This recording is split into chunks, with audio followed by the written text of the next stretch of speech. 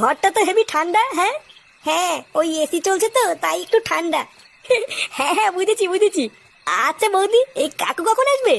উনি তো কালকে সকালের আগে আসবে না, ওনার তো সারা রাত ডিউটি। ভাগ্যিস তুমি এসেছো, আমার না এই বাড়িতে একা একা থাকতে খুব ভয় লাগে।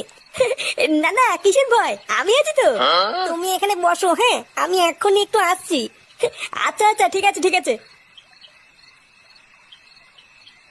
বাড়া ভাগ্যি যেখানে এসেছিলাম, না হলে হয়তো গরমের মধ্যে এখনো গা মারিয়ে শুয়ে থাকতাম। সত্যি ফুটো, তোর কপালটা এত ভালো না যে কি আর বলবো। হ্যাঁ এ কি এই মেয়েছে, বৌদি এইসব কি পড়েছো? ওমা, আমি তো রাত্রেবেলায় এইসব পরেই ঘুমাই। চলো ফুটো, অনেক রাত হয়ে গেছে, শুয়ে পড়ি। গার মেরেছে রে, এইসব কি দেখছি।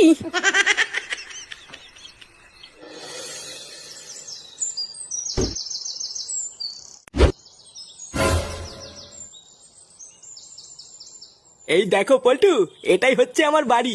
ভাগ্যিস কাজ থেকে বাড়ি ফেরার পথে তোমাদের সাথে রাস্তায় দেখা হয়ে গেল। চলো চলো ভেতরে চলো, একটু এসির তলায় বসে ঠান্ডা হয়ে নেবে, তারপর চাটা খেয়ে বাড়ি যাবে। আচ্ছা আচ্ছা কাকু, চলো।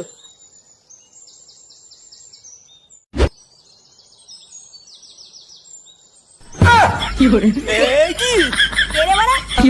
ফুটো?